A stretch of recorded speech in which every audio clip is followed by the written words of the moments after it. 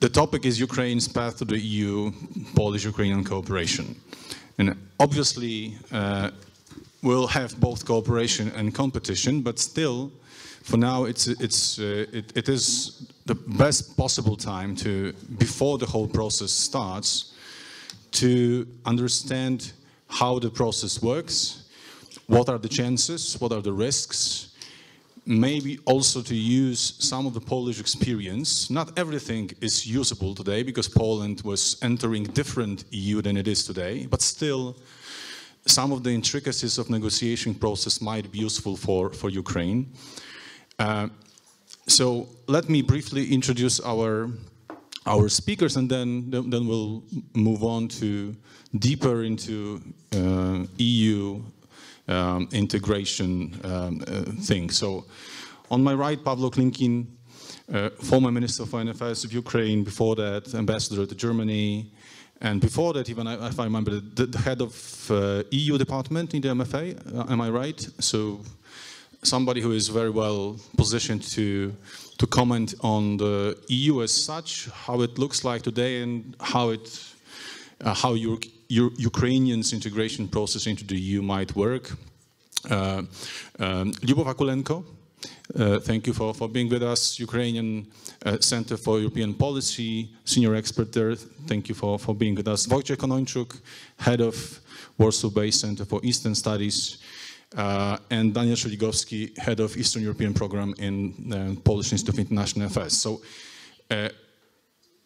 I think that we should start from the general observations, then go deeper into the whole process. So I would start with you, Pavlo. If you could, I mean, given what Pavlo said about the nature of EU integration, your own observation from the past and obviously from today, how do you see the whole process, and how do you see the role for us, I mean, Poles and Ukrainians? What are the chances and the risks that you notice as of today? Yeah. Thanks, I need your mic. Good morning, everyone.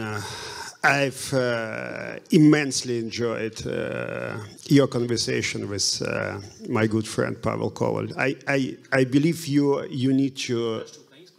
Українською? Okay. Done. Okay, let me switch to Ukrainian. You started talking English, so I'm trying to catch up. So I immensely enjoyed your conversation with Mr. Pavel Koval. I think that this conversation should be broadcasted everywhere to show that we understand each other, that we are on the same page. We do not have opposing opinions, we just have different perspectives. These are two worlds of emotions and two worlds of perception. A discussion, in fact, it's a discussion between friends. Both in Poland and Ukraine, there are people who see each other as friends. It's a good starting point for talking about Polish-Ukrainian relations. But, well,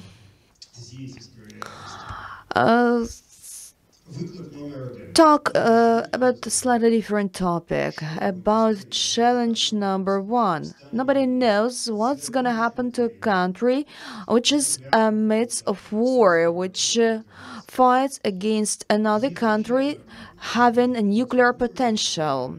So, I mean, what happens next in the context of the European integration? Yes, indeed, there are procedures and algorithms. There is institutional memory of the European Union, but it is not always a positive reality, and nobody knows what can be done about Ukraine in the political and bureaucratic respect. Of course, we can pretend as if we could do all the same like we did before, but these are tough circumstances, and nobody can predict the results the process might be procrastinating, and in fact, our, so to say, European integration, it's not a perfect term in my opinion. So our so-called European integration should become the moment of truth for Poland and for the entire European Union. So what I mean, the EU has to pose the question whether it's ready to finish this transition from the 20th to 21st century. It's complicated because, according to its model, Europe has always evolved with the crisis. You may read lots of sources, but nothing else, apart from crisis, will give Europe an impetus to make progress, to evolve. Oh, Pavlo mentioned difficulties. He says it's very difficult to make amendments to the Lisbon Treaty. Yes, indeed. It's really a tough feat. It's very difficult to ratify it. Nobody knows how to run negotiations. But just imagine, tomorrow the European Union will receive 12 million refugees. So the immigration policies should be revised immediately. What I mean? I mean that the European Union does not develop in a different way, in a conceptual way. As mentioned Pavel Koval, we are not sure that the guidances, action guidances always work. The Polish policy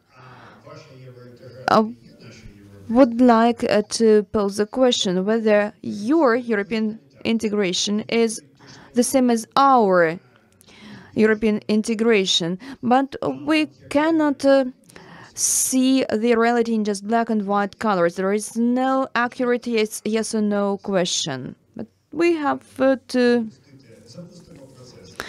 launch the process. We are talking about Polish experience. Polish experience is 20 years long. Poland entered the EU in a totally different reality. Is it possible to apply this experience to Ukraine? Maybe in terms of adapting to some European legislation aspects, yes, but in general, I don't think that the Polish experience is applicable. Yeah, indeed, there are interesting people who can provide some recommendations. I used to talk to the chief Portuguese negotiator, and I heard some ideas from him, and the same ideas I can derive from the Croatian Prime Minister Andrej Plenković. In fact, we won't be able to use this experience completely. The time, the policies, the geopolicy, the funding was absolutely different at that time. Nobody explains Ukrainians what is going on at the borders. In fact, it's the echo of a totally different European problem. This problem is related to a fundamental European crisis of the common European agricultural policy. 40% of the EU budget cannot be spent on preventing the world from development. The green revolution can be stopped. We try to work in an old-fashioned paradigm, but the choices are really complicated. The fundamental question is as follows. Can Poland be the European integration partner of Ukraine? The answer is yes. Can we apply Polish experience? My answer will be rather not. And question number 3. Can we use Poland as the country that takes us by the hand and brings to the European Union? I can say perhaps no. All of us, for the audience. Wojciech, if I may ask you now for your but Polish perspective on EU integration and the role that Ukraine might play, both in Polish debate but also in the whole Polish thinking about the European Union and its development in the future. Дуже дякую. Я все-таки хотів би почати з тих питань, які пан Павло поставив на кінець. Thank you. I will start with the questions that Pavlo asked in the end of his statement. Whether Poland can be the European integration partner. Yes, I agree. I would say yes as well. Since the beginning of the European integration of Ukraine, Poland has been the EU member favoring Ukraine's access to EU, despite the fact that it was not fashionable. This topic was a taboo at the time. But before the full-scale invasion of Russia, nobody took seriously Ukrainian European integration aspirations. The question whether the Polish experience can be interesting for Ukraine, I would say both yes and no. As you said, our European integration took place 20 years ago. This year we are going to celebrate our 20th anniversary of our membership. The EU 20 years ago and today are totally different structures, but on the other hand, some part of the Ukrainian experience can be of some interest for Ukraine. Agricultural sector in Ukraine is interesting. It accounts for 60% of your exports. And in 2024, in 2004, as Poland became the EU member, the agricultural exports also made an important part of our economy. In Poland, there are experts who were involved in the European integration before 2004. So their practical experience can be quite valuable and interesting for Ukrainian integration. By the way, several days ago, I visited Chisinau, and before me, the capital was visited by Ms. Dorota Hibner, the chief negotiator representing Poland. She was in charge of negotiations between Poland and Brussels. And the audience in Moldova were highly interested in her practical experience. So I think that this is a signal. The European integration process is always complicated, especially for the neighboring countries.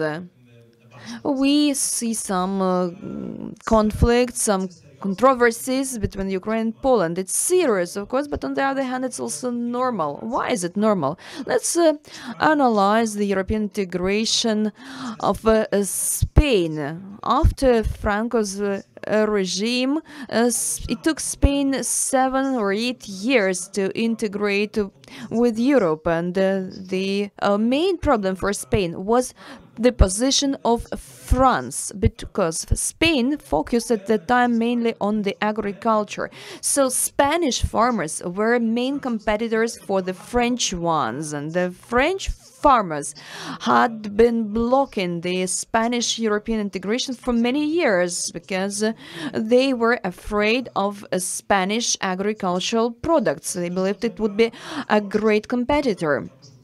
So in Poland and in Ukraine, you have to study other countries' experience who got through this very complicated European integration process.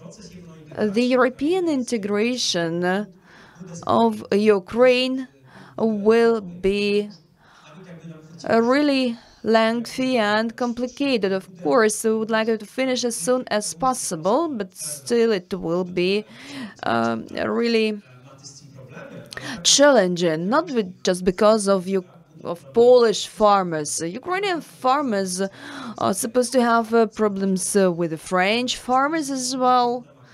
we have seen Macron's statement on the competition of Ukrainian sugar on the French market. It's okay. Such discussions, such challenges are normal, but we have to we have to keep our emotions at bay. We have to manage this European integration process successfully. And finally, I would say these problems at the border would never occur at many borders between Ukraine and Poland and Romania and Slovakia and Hungary. So these problems would never occur but for unprecedented decision made by the European Union in June 2022. For the first time in its history, European Union agreed to introduce exemptions, duty exemptions for all Ukrainian imports to the European Union. What does it mean? It means that for the Czech Republic, for Poland, this process took a couple of years. So Hungarian, Romanian products have become exempt from duties not overnight. It took them many years, but for Ukraine, this happened immediately, and this will have a negative impact on the relations with the neighboring countries, Romania, Slovak Republic, and so on. If Ukraine had the border with France, for instance, I'm absolutely sure that the problems would be the same as with the Polish today. So you should keep in mind this unprecedented decision. There were no transitional periods, and the Ukrainian agricultural products immediately got to the European markets. It's very important to understand this context. Because I just heard that my colleague Daniel will also be speaking in Ukrainian, so sorry for that. I'll try to do my best, actually, at least to learn how to moderate a panel in Ukrainian next year. So, sorry. Now, Lubov, you are dealing with European politics from your Ukrainian perspective as an expert on economy. Could you please go a little bit deeper into comparing the positions that Pavlo and Wojciech presented, or obviously if you have other issues to be covered, please go ahead. How do you understand the hopefully incoming integration process of Ukraine, and maybe just a little bit about what was said, Polish experience, if you see anything that could be helpful for Ukraine in this process? Дуже всім дякую за можливість виступити. Thank you very much for this opportunity to make a stand. I would like to split my speech in two parts. First will consist of questions I have no answers to, and the second part will be dedicated to the topic we are studying together with the colleagues, trying to find the answers. So, block number one, no answers to these questions. Our agricultural block is reducing, but for Ukraine, before war it was 22 billion hryvnias, now just 20, and for some years before war it was 27 billion. There are multiple reasons: logistics, the war with Russia, and so on. We are not able also to export other types of commodities such as metalwork because the heavy industry was destroyed. Then, to win the war, we need uninterrupted logistics, but we have challenges with that. And additionally, Polish transporting companies also go just to the border. Before war in Kiev and in Ukraine, pro-Russian politicians could work. We also had the pro-Russian media. So I have a question. Was it possible to destroy the country from the inside, internally? I read about the protests, but mainly pro-Russian narratives are used by the protesters. It is very dangerous for the society when the pro-Russian policy is active. It's very destructive, I would say. And now, let's discuss the European legislation. Now, Metsopor, I, as an expert, see that European legislation was designed for the countries living in luxury, safety and stability. Стійкість. І немає для цього пропозицій. Наведу декілька прикладів. Якби ми повністю прийняли європейське законодавство у сфері телекомунікацій, ми під час війни не мали можливості спілкуватися мобільними телефонами. Ми б не мали зв'язку, оскільки європейські директиви в цьому напрямку не дають швидких відповідей. Ми б ремонтувалися місяцями. Відповідно, хочеш виграти війну, знищ комунікації. Ми постійно мали комунікації. Були буквально тільки декілька періодів, коли були перебої. Другий випадок. Коли економічна криза, країна необхідно отримувати статистику, дані економічно, по ВВП, по іншим цифрам. Наш Держстат був зобов'язаний це давати кожен місяць. Зараз ми прийняли законодавство, він тепер зобов'язаний давати раз на 3 місяці. Коли криза, цифри треба мати кожен тиждень. І таких прикладів можна наводити безліч, що глобально європейський... There is a crisis, you must have numbers. So I think the EU needs to wake up. And probably it would be us who would help them to wake up, because resilience is not only about being prepared for a war, but your preparedness to change legislation, national legislation, domestic legislation. Talking about your experience, we are studying the experiences of fundamental reforms with the Center for Legal Reforms. Why? Because when you were joining the EU and Bulgaria and Romania were doing it, you didn't have this requirement, and I think you were lucky, because this area has a lot of traps. Many countries, all the countries, they have their own constitution, their criminal codes, and the political reforms are difficult, and developing a uniform framework for Serbia or other country, it wouldn't work for Ukraine. You don't have the relevant experience in this regard, and you were lucky not to have that kind of requirement. When we started analyzing the experience of Western Balkan countries, we realized that they were not lucky either, because they were the first in this regard.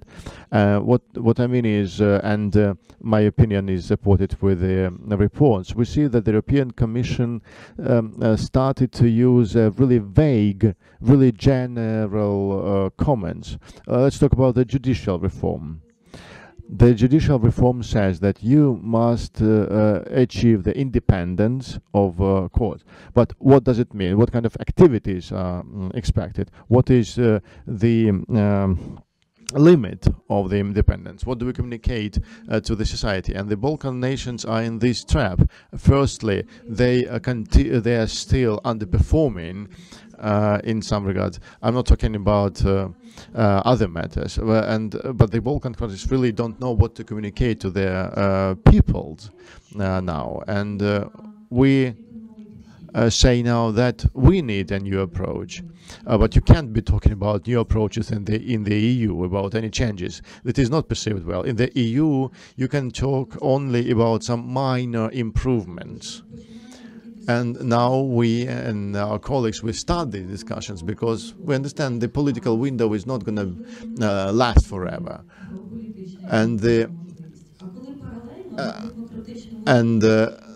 annexation is about removing the obstacles on the technocratic level as well. And we see that there is there's still this trap of very vague statements.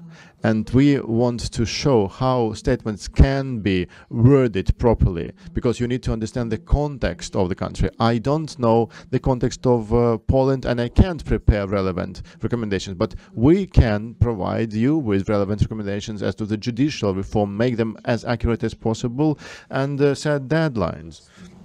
because there are 3 lines like benchmarks, intermediary, and then the final statements. And today we say that, friends, please help us to influence them so that they could add a little bit of flexibility, so that they could take into account the context of Ukraine and the context of the war. That's for once. The second point, and Pavlo Anatolievich has already mentioned it, I'm not even want to talk about the pace we can gain, because in terms of the people and resources, we are in bad condition. Certainly we can't be compared to you, but still we are looking at your institutional structure during the negotiations, and we see that in the case of Poland, certainly there was the main negotiator, it was a position, but all the heads of working groups in different areas, and that's what we picked up from interviews, those were people that had political positions, and it wasn't a problem for you back then, because in your political situation you could move on because there were not many changes. But the Balkan nations, they chose the other way around. They don't appoint politicians, they appoint civil servants like state secretaries, or to ensure the sustainability of the processes. So your experience is very much important in some areas, but it needs to be analyzed. Plus, there's the war. We have not finalized the reform of the civil servant. We're trying to do something about that, but we can't possibly address the issue of salaries. For example, we need to analyze and think with experts and yourselves probably as well how to do that. Maybe we need to find some transitory decisions, decisions that would be temporary, because for us the priority now is the army, but the second priority is reform of the civil service. Without that, it's going to be hard for us to move on. And the other point that also happened in Balkan countries, and we want to avoid that. This is the institutional structure of EU. Let's look at who is head of the enlargement department, Mr. Oliver again. There are a lot of people who are leaving this office. Initially there were other people there, Germans or French, and the attitudes were different, but now when there is certain problems in this department, and they don't communicate to other departments about fundamental rights, it means that those people, the staff, they don't have the access to competences, other competences. They're just offering us general frameworks. I think that the general enlargement is something that requires serious people in the EU. Just like my colleagues who work in Brussels say, they say that this department is not in the best shape now.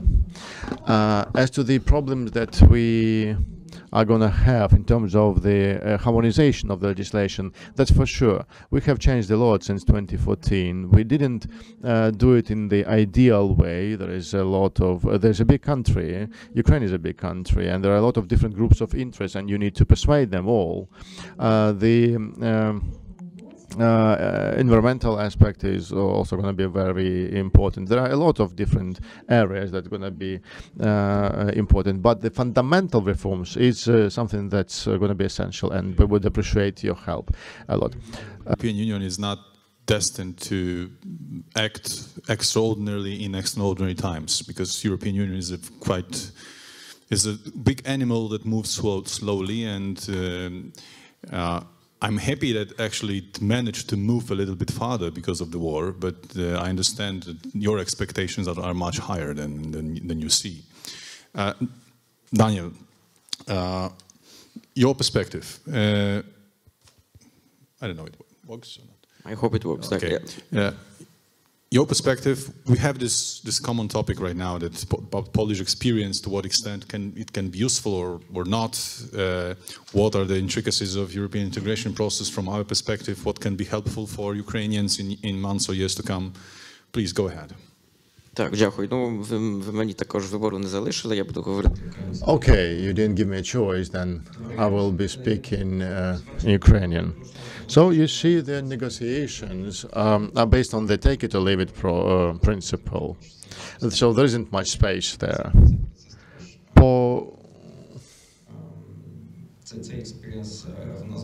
And we also have had this kind of experience in Poland as well. The Polish experience is not only about membership, but it's about what was going on in the EU before we joined it. Look at 2003, new borders of EU, the enlargement policy and so on. All the countries in the Western world, they just decided on the borders of the EU before they admitted the countries of the Central Europe. But now there's going to be a new reform, and it's going to be decided in the EU before Ukraine joins it. So there is not going to be a lot of space for negotiations. You would have to take it as it will be offered. I'm talking about negotiations between the EU and Ukraine, not about not about what you eat, but about what EU is going to offer you. You would have to leave aside some of the views, and there are going to be a lot of issues in the economic area. You can often hear from the Euro Commission today, or from the Western politicians, who would say that the Ukrainian membership in the EU is a priority, reintegration is a priority, and the reforms should be coordinated with the annexation of Ukraine to the EU. And I say no, it should be the other way around. The reconstruction of Ukraine should go along with the membership, because we need to be real quick, but we want to avoid the problems with telecommunication that have been mentioned. You can join in the customs union, but you can lose a part of sovereignty. Ukraine needs to really maintain its economy as hard as possible today. So the priority should be first the reconstruction of Ukraine, the strong Ukrainian nation, and the European integration is just a tool. It's not just a goal in itself. That's the first point on my behalf. So EU and the Western countries are going to decide about the reform that they're going to accept, and you would need to understand whether you're going to go with it or not. Second point, what kind of role Ukraine is prepared to play in the EU. Is going to be a farming culture, or industrial country, or IT-driven country, creative business country? You need to think about that right now. You must decide on your strategy for negotiations, and based on this strategy, can you talk about the agricultural sector with Poland, or to other countries, about other economic areas? All these 27 countries, they will bring to the table absolutely different issues related, or not totally related, to the Ukrainian membership in the EU. But they would be willing to address them during the process of annexation of Ukraine. We have talked a lot about the agricultural sector between Poland and Ukraine. Pavlo was talking from the political perspective. I'm also from the voivodeship in Poland, and I'm based here in Kiev, not working in Poland, and I have another perspective. And it's not only about subsidies, that's my point. It's not only about subsidies, it's about the lifestyles in the EU. there are 40% of people in Poland who are living in the countryside. This is the style of living. Yeah, this is about space planning. It's not only about subsidies and changing everything in the EU just for the sake of accepting Ukraine. It won't work like that. But a lot of money in the agricultural sector as well.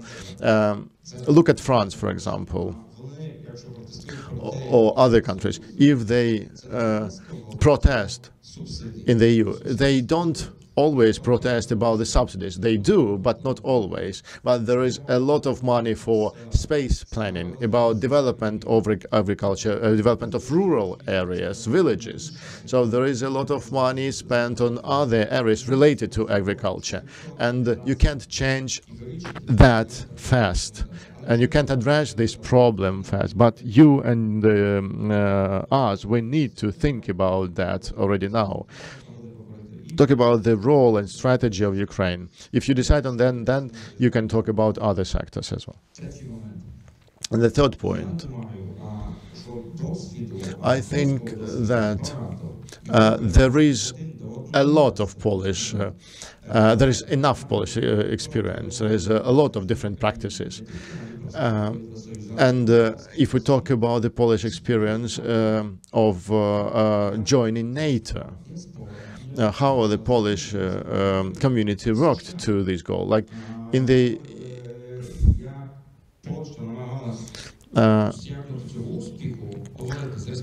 how Poland managed to be successful in negotiations in the US with Republicans and Democrats to persuade them that the Polish membership in NATO was very much important, essential. And I think this kind of experience would be very much useful for Ukraine in terms of how to negotiate these matters with the EU nations as well. It's not only about that. You need to be able to talk to different communities, like French farmers, let's say. Or we did that, and it wasn't easy, but you can do it. What also, what kind of benefits that Ukraine can enjoy from the Polish experience? The EU that you are going to join is going to be a different EU than today, because the agriculture policy will be different by the time you join. The various sectoral policies would change as well. The budgets would be different. So before all those changes and before Ukraine joins the EU, you would need partners who would be influencing this process inside. Poland can be that kind of a partner. In the course of the internal reforms of the EU. But the question is, what kind of EU Ukraine wants to join? Is it the EU that is based on the principle of nations or federations? Is it going to be a federative union? It's an open question. I don't know the answer yet. I only saw the article of Ms. Stefanishina, but it was really superficial indeed. It was just like, it wasn't a vision of Ukrainian role in the EU. But you need to find this answer to the question, if Poland going to be partner of Ukraine, do we have the same perspectives on the future of EU? Or maybe France or Germany would be your partners, depending on your vision and your understanding of the future of the EU in Ukraine. I believe the vision from the Ukrainian perspective of the future of the EU is similar to the Polish vision. At least that's what I think. I think Ukraine is fighting the war with Russia not just to give its sovereignty to Brussels. I think the sovereignty needs to stay here in Ukraine, and Poland can be a very good, useful partner for Ukraine in this regard as well. Let me stop here and let's move on. Maybe let's move on to the questions. You posed them to our Ukrainian colleagues, and I would like you to maybe try at least to somehow answer them. I mean, to put it in different words maybe than Daniel. how do you feel are the Ukrainian expectations when it comes to the process? Maybe your own personal, but also how do you see the Ukrainians actually reflecting on the integration process?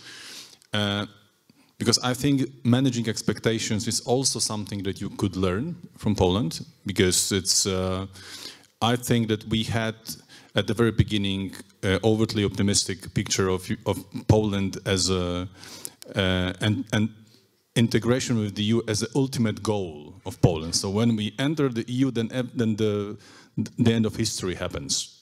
And then only after a few years, the Polish elites realize that this is just an instrument. And only if you are in, then you are capable of changing this, at least partially, to what you would like it to be. So also these big questions asked by Daniel. Does anybody think here in Ukraine about what kind of EU?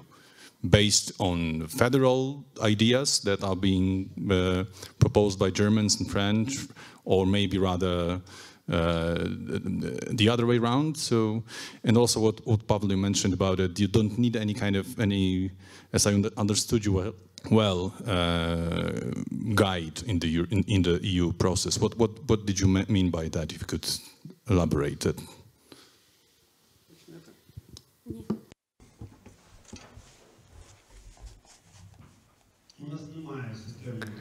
We do not run a systemic discussion on what kind of the EU we would like to enter. There are people who try to develop their own understanding. However, we lack a systemic discussion within the society. It becomes quite obvious during the war, because the vast majority of Ukrainians recognize the EU as the part of their future vision for the country and for the nation. But the question is whether this future will be good or evil. Such discussions we do not have. In fact, we do not talk about what we would like to have in the end. A part of business and civil society are very well aware of the fact that our situation is unique, but this uniqueness prevents us from acting in the standard way. This means that we won't be able to adapt a part of the Ukrainian of the EU acquis. No, let me rephrase it. Let me put it in other words. In the nearest future, in the short and mid-term prospect, Ukraine won't be able to adapt the entire acquis, just like Poland did, because this will be preventing Ukrainian business from further development. Now, the foreigners come to Ukraine, to Ukrainian fuel stations, say that the service is better, everything is better, the maps, navigation were better, and so on. Well, Poland has problems, let alone Germany. They have now lots of issues with Deutsche Bahn and the airports and so on. So, the war started in 2014, but still the country has been evolving in a certain reality, but nobody started thinking of a successful Ukraine in 21st century. The bureaucratic mechanics is quite specific right now. At some point of time, Ukrainians realize that they have huge chances, while Polish farmers may block the integration aspiration, just like Spanish farmers, like French farmers blocked the Spanish. The reality changes in such situations. I always tell people a story. As I was a young and handsome student, my professor told me a story about Einstein, and he had to solve the same problems as he used to solve 2 years ago. He said, okay, the problems are the same, but the answers are different. So this is a philosophical question. What system of values would we like to cultivate. Now, we cannot adopt all European financial regulations in the short-term period, because otherwise we will destroy our bank sector completely. For instance, we should learn how to be resilient. We should know how to support our transporters and agricultural manufacturers.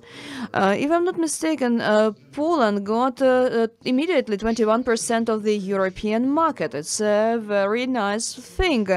I think if we entered the EU very quickly, we would overtake about 50% of the EU market. And of course, Polish transporters won't be happy about that. So we need to find some solutions. I think that there won't be any federal-like reality. The European Union, I would say, does not pursue any common European policy. There are common European elections, but there is no policy, common policy. There is a distribution of funding. There is a surge of regulation, but the politics is solely of national nature, and it's absolutely evident when we watch the situations at the borders. It's of course very sad that we have the blocked borders, but the Polish still pursue their national policy, and in our case it will be the same. The Ukrainian business will determine the main vectors of the policy. What kind of vector will be? I don't know. I know that the business will be very active and mobile. If it decides that our interests lie with the EU, then we will speed the processes up. If the interests lie in some other planes, then we will act in the same manner. We do not have now the sufficient resources to ensure European integration. Integration should be based on the true regulation. It is not the same as adopting hundreds of laws. We can adopt many laws very soon if our parliament works effectively. Of course, it takes some time as well, but still, I remember the process underpinning the visa-free regime. We signed the AA association agreement. There was a series of steps, and we had to implement them. Then the Commission produced reports. It was just a tick-in-the-box exercise. The story is the same. However, unless there is institutional foundation, the results will be dubious. So partially, these foundations will be taken from the European Union, in part of the finance and human resources and so on. The European integration then should be forged in a different way.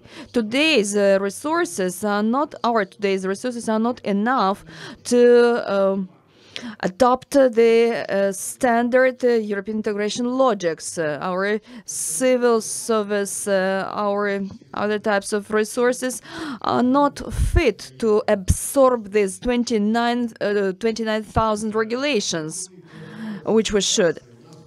During the association negotiations, we involved 300 or 400 experts. Just imagine how many people we need for the European integration. Where are these peoples? Who are these public servants? In what way can they work? Perhaps they can work on the basis of grants. Okay, they will appropriate these grants and produce very nice reports. Poland, as a partner, I think, has the following role. It can use, in a conscious manner, intellectual and human resources to shape the European integration process.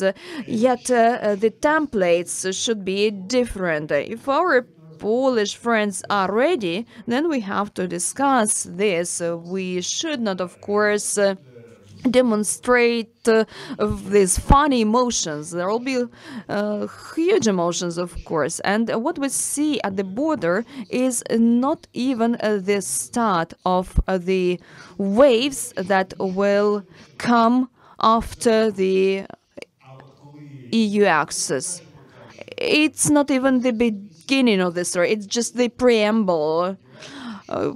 We are talking about Russian agents. There will be always such agents that Russians can pay to many people who will be steering the situation, instigating these moods. But if we focus on them solely, we won't integrate.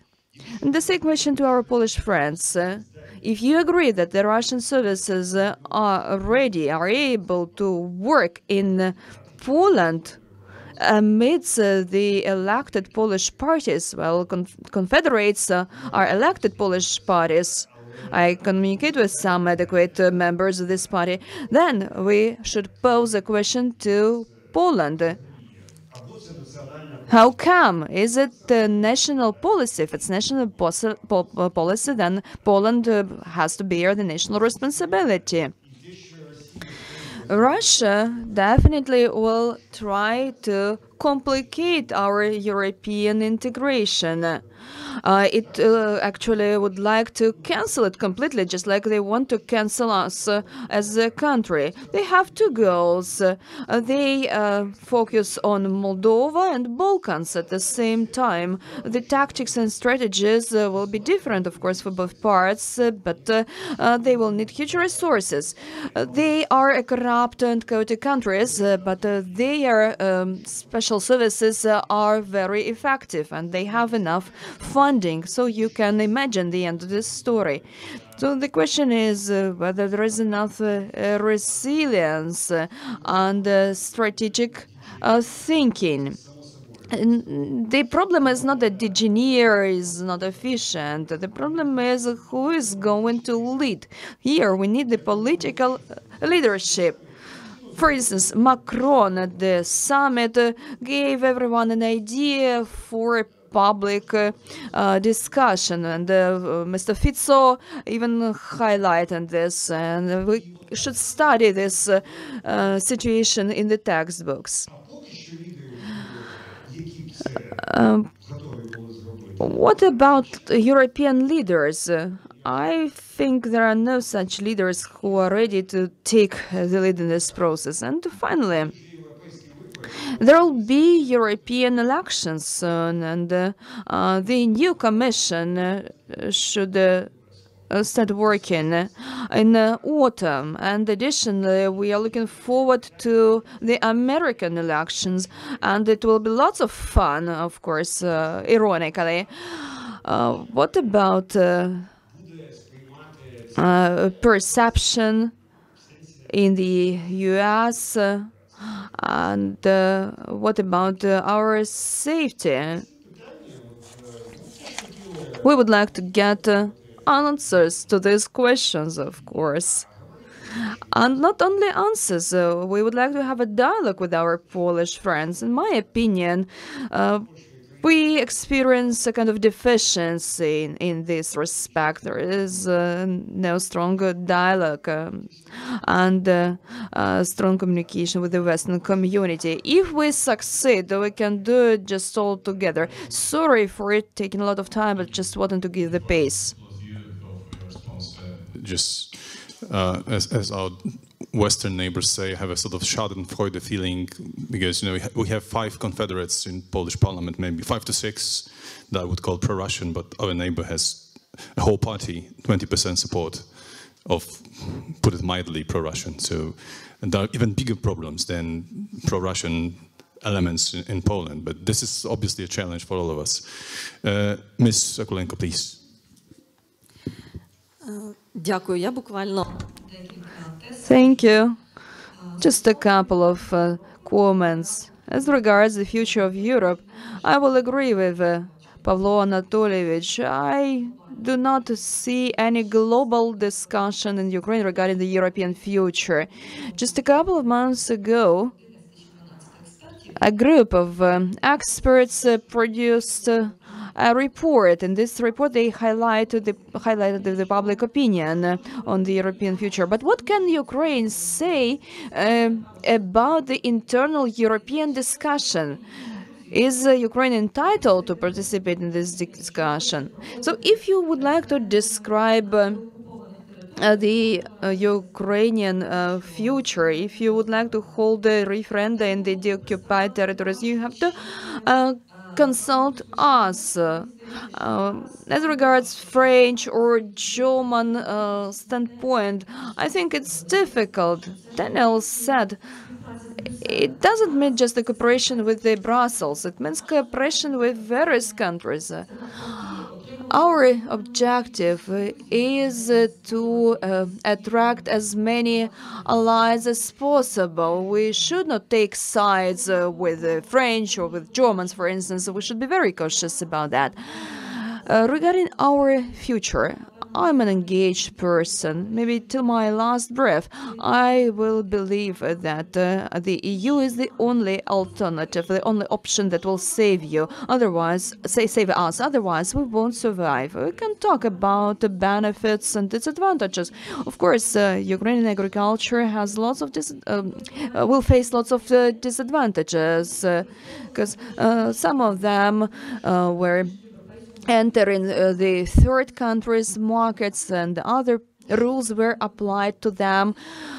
So what happens to them now? They are genuine in discussing the problems, and I don't know what a decision can be, because it's obvious that our agricultural market will suffer losses. At the same time, the European Union will also suffer losses, because in the global south, Ukraine dominates. If it goes from the south, if we adopt all European standards, we will lose our competitiveness. Then we will leave the south, so Russia will occupy this gap. As regards the European integration and the war interaction, I can say that European interaction is absolutely positive phenomenon after the full-fledged membership, after gaining full-fledged membership, not before that. Our circumstances are tough. You mentioned the society's support. I always refer to the Western Balkans. Why? It seems to me that the longer this process lasts, the less is the support. In your country, the accession process didn't last 20 years. And in the Balkans, it's very lengthy, and they have nothing to communicate. Now, we enjoy this 90% support of the European integration, but we'll be able to sustain it at the same level. Perhaps if the society, perhaps yes, if the society knows that it will last some accurate period, like 10 years, but we should manage expectations. It won't happen within 2 or 3 years. We should be ready that the support, these aspirations will be ebbing.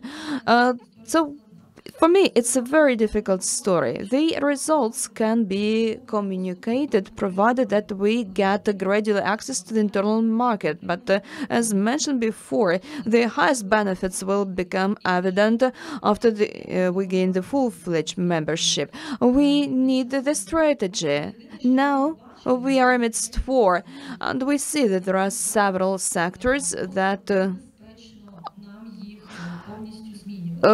cannot be changed that easily. It's dangerous. Sector number one is free movement of capital. It's dangerous for us because of war. We do not have Western investments. We should support our market. So these sectors reforms should be delayed. That's what Daniel said. I'm for our membership, of course, I'm fully supportive of that, but we will enjoy all the benefits in terms of capital movement after the accession. Then the EU bans the enterprises, companies from the state subsidies. if we remove the subsidies, it will be a collapse for us. So we have to promote first sectors that we will benefit from, and then in the end we have to cope with the problematic sectors, problematic due to the war. And as for the agricultural business, our farmers are looking for new partners, for partnerships. They are aware of all the risks, but I have never heard from companies about the mirror response for Polish farmers, or they are not looking for some other markets. They are ready to go to the EU to follow the discussions and to become the EU members. I would actually like our my Polish colleagues maybe to do a follow-up to those comments of our Ukrainian colleagues. I mean, how do you see this? They were quite bitter, I would say, when it comes to the integration. Do you see any solutions, at least temporary ones, to face how Ukraine should face those challenges? Anything more optimistic on the table that you could provide the public with? And then we will go for Q&A, so please prepare some questions if you are interested in more detailed answers. Please, Wojciech. Дякую. Насправді справ дуже багато і дуже багато хотілося б скоментувати. Thank you. Yes, I've got quite a few comments, but I would have to limit myself to 4 points. First, emotions. I totally agree with Pavlo Klimkin that there are a lot of emotions. There are going to be much more of them, and that's okay, because in that kind of situations, emotions need just to be taken into account. We need to be able just to work with the emotions, although it's hard, obviously. Second point, the disputes between neighbors, it's also okay. Look at the relations between France and Germany. There are always disputes. Sometimes Ukrainian or Polish or other media report about that. The disputes between countries is okay. A political process must be in place to manage these disputes properly. The hand of Moscow. This is the third point. I think we in Poland and you in Ukraine, we often forget that one of the main objectives of Russia in this region, one of the most important ones, is to make Poland and Ukraine become enemies, to make them quarrel. And we see that has been happening over the 30 years of Ukrainian independence and during the previous historic disputes. You need to realize that this would be a gift for Russia if Poles and Ukrainians are getting rowdies. And sometimes they provoke that, sometimes they're just using this situation.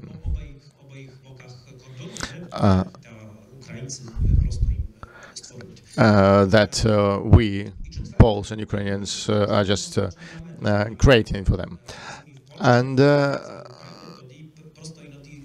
fourth point is the media, because the reality that we see in Ukrainian and Polish media is black and white, but in fact it is not. In Poland, we understand that you need to understand the historical context in Poland, the history of Holodomor, for example. Everything related to it is really much painful for Ukraine. We need to understand that. But we're talking not only the blockade of the border, but the farmers are protesting not only against the Ukrainian grain, but against the Green Deal as such. We see that's happening in Belgium, in France, in Spain, and in other nations. The blockade of the Ukrainian wheat is certainly a huge problem for Ukraine that is at war. And as Pavlo said, that the Polish Prime Minister passed some resolutions on that. So we hope that the traffic on the border will be relieved soon. The Border Guard Service of Poland published a report. I checked them regularly. So we see that earlier it was 180 hours that the trucks had to stay there. Now it's only 108. So we hope there are going to be no jams very soon. The traffic will be easy there soon. Someone remembered about the investigation of Mikhail Tkach on the border between Poland and Belarus. That's important, but you need to understand that was a decision of the European authorities to avoid embargo on the Russian or Belarus grain. I think that was a mistake, and today the PM of Poland are going to ask the same to totally ban the agricultural imports from Belarus and Russia. And that's not critical, it's only a small volume. In 2021, the imports from Russia, it was the 7th year of the war. So Ukraine was importing goods from Russia for $7 billion. What I mean is, you can criticize Poland, of course, it's easy, but look at 2021. Why would Ukraine import products, goods from Russia, paying $7 billion for that?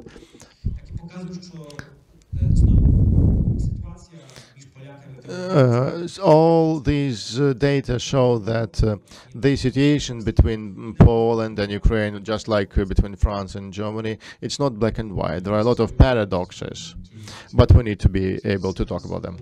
Relations, not just to focus on one or the other issue and build emotions around it. So, thank you, Wojciech. Daniel. Так, давайте я зроблю щось незвичне для себе і скажу. Let me say something positive. How strange, whatever strange it may sound for me. 3 short points. How the Polish-Ukrainian tandem can work, then I can tell you how it can work in my view. All this discussion about the future of the EU this discussion has started and will continue until the accession of Ukraine to EU. You will be asked about your vision of the EU, so let's talk about that together. I always say that Ukraine after the war is going to be a superpower, moral superpower, and they will look at you and they will ask you about your vision of the EU. And that would impact the domestic process in the EU, because there is a lot that we don't like in the EU. We can change that together. Second point, I think that we can talk about the money, the different tools that are available in the EU, like Euro facility, the instrument that you can take money for infrastructure or border infrastructure at the Polish-Ukrainian border, for example. But now we need not only political decisions, but other type of decisions. There is already a decision about certain aspects, but sometimes it's not only about decisions, sometimes it's about certifications. Poland has 2 institutions that have already received the certificates. These institutions that, from the Ukrainian perspective, can be already engaged to reconstruction, recovery, and reforms in Ukraine. And the third point, the last one, let's build relations between Poland and Ukraine for the future. It's not always the case. We say in Poland that, yeah, we know everything about Ukraine and so on. No, it's not. It's not right. And we need to build relations. I see many friends here. I often invite you to the Polish Institute of International Affairs, Foreign Affairs. I heartily invited you last year to visit Poland. The Ukrainian ministers were invited as well, and it was a really interesting situation. The person came back to Kiev, called the Polish ministry, and after that visit, there were kind of a few calls made, and the process of recovery of Ukraine, reconstruction of Ukraine in at least one area already started by then. Sir, here. Where is the mic? The mic is coming. Here. Okay, second one. And the third one? Okay, third one. 4. Так, знову Again, let me start with a question from the audience. I'm the member of the Parliament of Ukraine. We understand that the whole Euro integration process for Ukraine and Moldova can't be regarded independently from the intentions of Russia. The intentions of Russia is clear, and it's not only about Ukraine. Russia is trying to revenge for the defeat in the Cold War, to get back to the USSR, geographic scope, and as a maximum goal, Russia wants to renew its influence on the countries of Warsaw Pact, and to achieve this goal, Russia is going to use the military ways and hybrid ways, like economic, political, and others. You can't underestimate the capacities, the potential of the KGB, that they used to be able to manage people on the massive level. And by doing so, Russia wants to have another conference, maybe Yalta type of conference, Potsdam type of conference, or Istanbul type of conference conducted.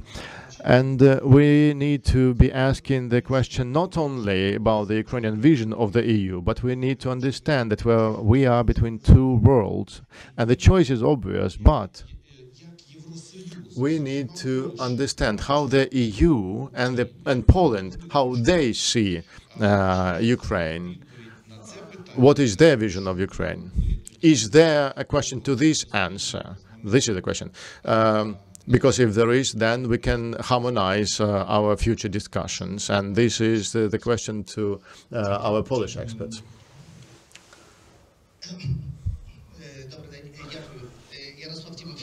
Jarosław Timofejew. And there was a lot of talk about Commission, EU integration. So I thought I would say a few words. I will not comment on DG NIR because I'm EU official. But as a EU official, I would also recall what my ambassador was also saying publicly here in Ukraine. The EU accession process for Ukraine, it will be a long-distance run with many hurdles. And we are seeing this every day, and we will see it in the future. Another point that I would like to mention, as a former Polish official who also happened to work with Madame Hübner 20 years ago on some issues, I also think that there's a lot that Ukraine could, a lot of Polish experience that would still be valuable for Ukraine, and I think Ukraine is well advised to use this experience.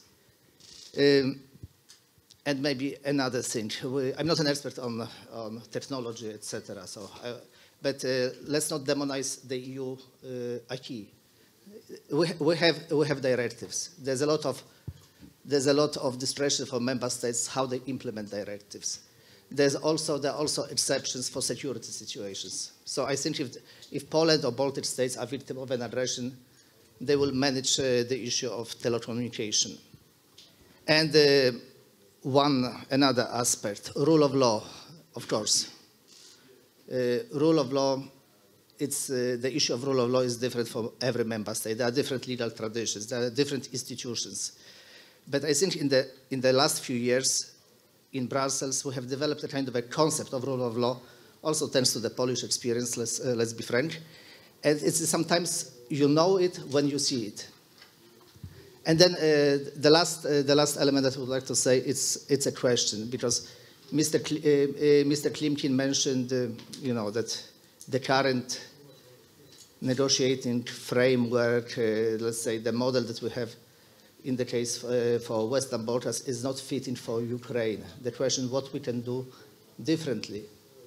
What could be another model for Ukraine? I don't see it. I think the accession process is also very important. You know, of course, the membership is the objective, but the process itself is of big value. And maybe the last element, I would like to recall what President Zelensky said after the adoption by the Commission of the Enlargement report in November last year. He said that the reforms that Ukraine is doing is not for EU membership, it's for Ukraine itself. And I think this idea should be kept in mind. You modernize the state. Of course, there are many things that you can criticize in the EU, but you do the reforms for yourself independently when you become EU member. Thanks a lot. Thank you. Could you pass the mic to your neighbor? Oh, yes. Дуже дякую. Володимир Фесенко, політолог. Vladimir Fesenko, political analyst. I have a question about the security element of the European integration.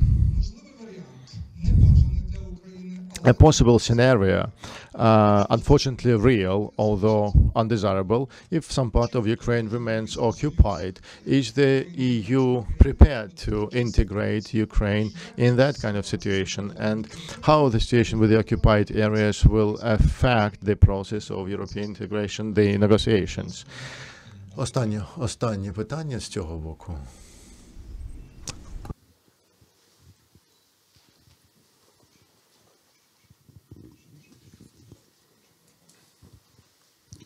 Доброго дня, Станіслав Жиліховський. Stanislav Zhilikovsky, the correspondent member of the Ukrainian Institute of Geostrategy and Geopolitics. You at the beginning spoke a lot about the reform of Ukraine, about learning the experiences of Poland or Western Balkan nations. You spoke about the judicial reform in particular. Our lady panelist mentioned it, but Poland has been a member of the EU for about 20 years now, and its Polish reforms, especially over the past years, to put it mildly, is not exemplary. We need to understand that. We see the reforms that have been implemented over the past 8 years were heavily criticized in Brussels. Something was frozen, some negotiations were frozen, and only recently there have been discussions to unfreeze some of the talks. So how, in fact, and what, in fact, we need to do to develop our own path toward the EU in the context of the war. So could you please think more, share with us more in terms of what Ukraine can do without just looking at the experiences of other countries that cannot be taken as an example of the successful EU integration. So let me ask my panelists to maybe in the reverse, in comparison to the first part, to answer the questions and also maybe to end with some final remarks. So Daniel, 2 minutes, or 2-3 minutes for you. Ну, я не на всі запитання зможу відповісти, але постараюсь. I will try to answer all questions, but I can't promise. Yeah, I don't know what kind of discussion we have in Poland about the future vision of Ukraine, but I know that people are not thinking that Poland is going to lose everything when Ukraine joins the EU. Look at the report of the Jacques Delors Institute published recently about the budget considerations of the EU membership, and clearly says that Ukraine joins EU and Poland still keeps the most of its budget.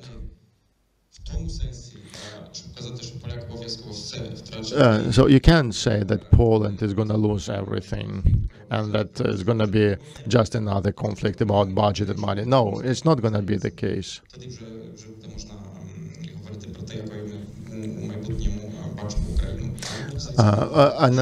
I don't think it's a matter of discussion at the moment.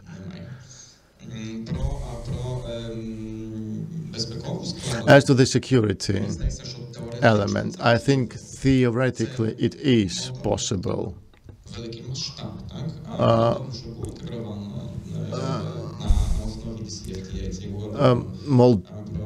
Moldova, based on the DSFTA, can be integrated. Theoretically, yes, it is possible. But I would reformulate your question. We're not talking about whether the EU is ready or not. The question is whether 27 nations of the EU are prepared, whether there is political will for that. I don't think everyone does. Also, in parallel, there's going to be a European integration towards the EU and NATO. The security element here is very much important because there is an article about the collective security. 42.7. I've been talking to some of our colleagues and asked, can we keep this umbrella, US umbrella for Ukraine? I don't know. So the security considerations would need to be taken into account. It's important. Я б хотіла буквально відрефлексувати на слова представника з делегації ЄС. Моя рефлексія, вона виключно в позитиві, оскільки я вважаю, що Європейський Союз мав дуже сильну трансформаційну дію на нас. Ви нам допомогли позбутися радянських стандартів в бізнесі. Ми забули про них, ми забули про ГОСТи, ми забули про ТУ. Це не сталося легко, це було дуже боляче. Але працюючи вже з 2014 року і дивлячись, і я розумію, що ваші стандарти найкращі в світі, оскільки вони дали нам змогу вийти на інші ринки. І ще про що я хотіла сказати, нема жодного повідомлення від DJ СНТ чи інших відділів, що в наших підприємств забирають так звані єврономера, які вони поотримували. Це до питання якості. Якщо погана якість, то Європейський Союз забирає ті спеціальні номера, які він дає українським підприємствам. Я таких повідомлень не бачила. Тому це до того, що це не питання нашої якості, це питання різних політичних спекуляцій, які є в Європейському Союзі. Я з європейськими стандартами стикалася багато, але зараз, саме під час війни, це не з точки зору критики, це з точки зору подумати на майбутнє, вже як ваші партнери, що нам є, що ми можемо чимось вам допомогти з точки зору стійкості, тому що стійкість як така не розглядалася. І я говорила з експертами, що дійсно було б дуже важко реагувати, якщо б ми повністю йшли по вашим правилам з точки зору телекомунікацій. І так само про rule of law. Я ж розумію, що з вашої я бачу, як ви вплинули на нас з точки зору угоди про асоціацію. Ви не дали нам перспективи членства. Єдиний вихід, який в нас був, це ринок. І якщо ми дивимося на угоду, то ми активно виконували угоду про асоціацію в частині торгівлі. І ми не звертали увагу на політичні реформи. Я це можу говорити з впевненістю, тому що ми моніторимо цей процес з 2014 року. Зараз, коли ми починаємо до вас вступати, а політичні реформи для мене це найважливіше. І я бачу, з якою старанністю наші виконували економічні вимоги, тепер я бачу, з якою, бо розуміли вигоди. Тепер я бачу, з якою старанністю всі виконують ці 7 кандидатських вимог, які вже стали 11. І більшість з них є дуже чіткі і конкретні. Звичайно, вони не трансформують все. І я розумію, що для того, щоб завершити політичну реформу, це у нас єдиний шанс. Ви. Оскільки там, де ви є, в нас все рухається. Але, з іншої сторони, в цьому фундаментальному блоці дійсно ця загальність, вона створює величезні проблеми. І тому ми, як українці, дуже хочемо зробити свій вклад в те, щоб ті вимоги, які ви будете виробляти для нас, чи буде це rule of law, чи це буде anti-corruption, чи буде це public administration reform, це все ж будується на міжнародних стандартах. А ми хочемо, щоб це було ваш підхід і врахування наших особливостей, щоб була максимальна чіткість. Бо якщо її не буде, ми не реформуємося. Ми знов станемо Західними Балканами. Я просто цього не хочу. Дякую. Thank you very much, Wojciech. Я почну з останнього запитання про єдину матрицю інтеграції України з ЄС. Її, звичайно, немає, тому що це буде унікальний досвід України. Україна – це буде найбільша країна, яка інтегрується з Європейським Союзом від вступу Польщі, так, то є 20 років. Це унікальна структура економіки української, це війна. Так? І тут, напевно, війна – це найважливіша складова. Ну, тут треба також розуміти, що ми це називаємо переговорним процесом, так, між країною, яка хоче вступити, а Єврокомісією. No це насправді не до кінця переговорний процес. То є це принцип take it or leave it. Yes? Так? То є тут просто треба країні, яка хоче вступити в ЄС, треба просто взяти все законодавство Євросоюзу. Тут немає просто поля маневру для якихось переговорів.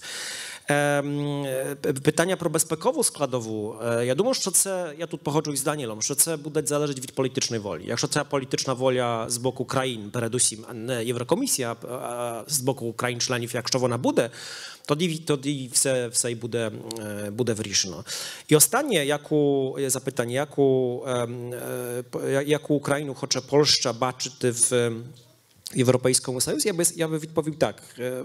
Взагалі Польща хоче Україну в Європейському Союзі. Так? І це не мейнстрім.